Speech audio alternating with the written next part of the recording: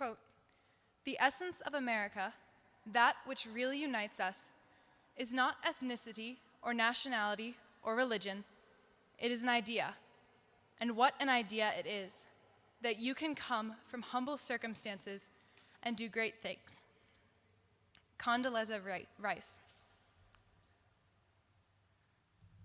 We hold these truths to be self-evident, that all men are created equal, that they are endowed by their Creator with certain inalienable rights, that among these are life, liberty, and the pursuit of happiness, that to secure these rights, governments are instituted among men, deriving their just power from the consent of the governed. According to this most famous declaration of 1776, we know that liberty is something inherent in all men, and that while the government exists to protect the right to liberty, the first line of defense for the blessings of liberty is the people, who must take responsibility for cultivating, exercising, and protecting their inherent rights. In concluding that same declaration, our founding fathers pledged their lives, fortunes, and sacred honor. But what are those blessings, in defense of which our founding fathers were willing to sacrifice everything? What do those blessings look like, and how do we preserve them? The best way to determine what the blessings of liberty are is to examine their absence. And the clearest example of the absence of liberty is a maximum security prison. In these facilities, prisoners are deprived of their ability to exercise their liberty.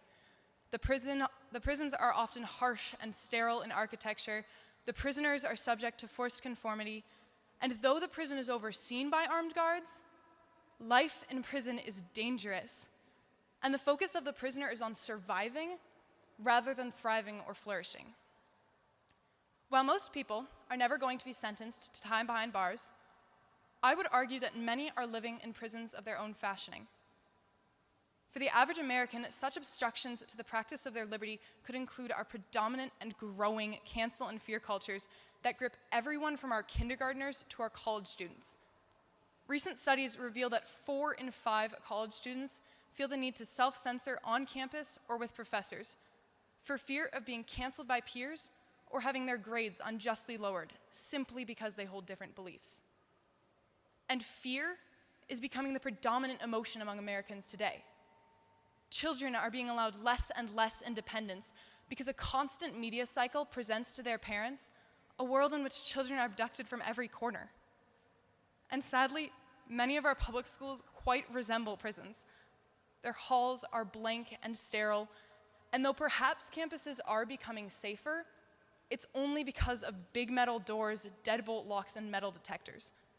The Department of Education reported that in 2020, 51% of K-12 schools had armed police officers patrolling daily.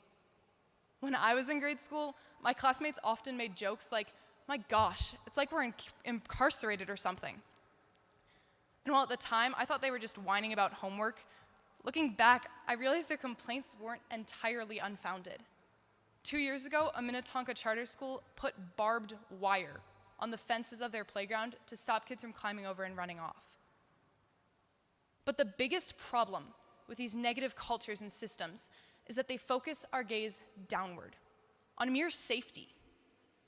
But exercising our liberty, properly understood and ordered, requires us to look upward towards higher, nobler things. So knowing this tendency to exist in survival mode, how do we combat it? How do we lift the gaze of Americans back upward towards authentic human excellence and the true exercising of liberty? Well, throughout history, in cultures where people have actively been striving after human excellence, there has always been a correlation with beauty. Consider ancient Greece.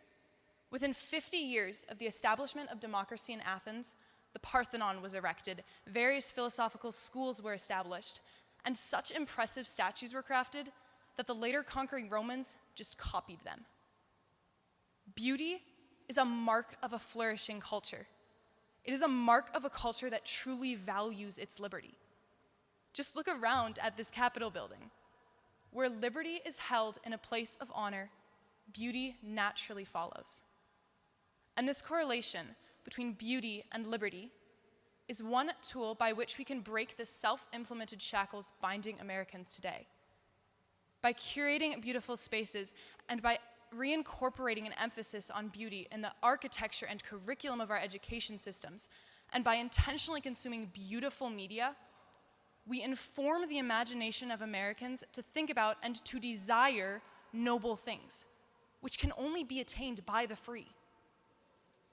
But is simply creating beautiful spaces going to be enough to make people actually want to take advantage of their inherent right?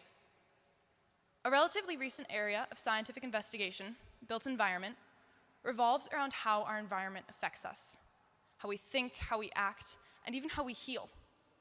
According to a University of Minnesota study, hospital environments affect various outcomes. First, they observed that the level of comfort in hospital rooms either encourages or discourages visitors, and there are many benefits to patients. Second, they noticed that in clean, well-kept hallways, hospital staff were more likely to put materials away, rather than just leave them out. And finally, they observed that better lighting actually improved overall health, noting that symptoms of depression, agitation, and lack of sleep were all improved. These are subtle changes, but they bear significant consequences. Similarly, in the early 1990s, a policy called broken windows was embraced by many governors seeking to lower violent crime rates in their cities. Perhaps the most famous adopter of this was Rudy Giuliani in New York City. According to the political scientists behind it, the theory of broken windows is that by dealing with minor infractions and by encouraging neat and orderly cities, we discourage greater violent crime and we encourage stronger, deeper communities. While the legacy of broken windows is complicated, it is clear that beautiful, ordered, well-maintained spaces tend to produce greater beauty, order, and overall human flourishing. So what does a study about hospital environments and public policy to address violent crime rates have to do with securing the blessings of liberty? Whether we are aware of it or not, our environment impacts our desire and our ability to exercise our liberty.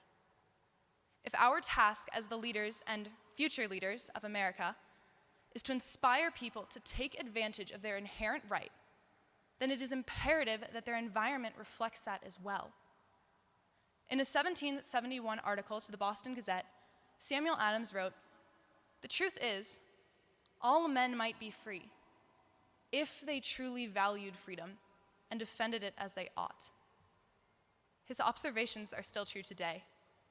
Unless the people of the United States can see the value of liberty, they will not be motivated to defend it or its blessings. Through something as simple as creating beautiful environments, we will hand Americans one tool to escaping their self-constructed prisons, and we can expect to see that where people are surrounded by beauty, even greater things will follow. Thank you.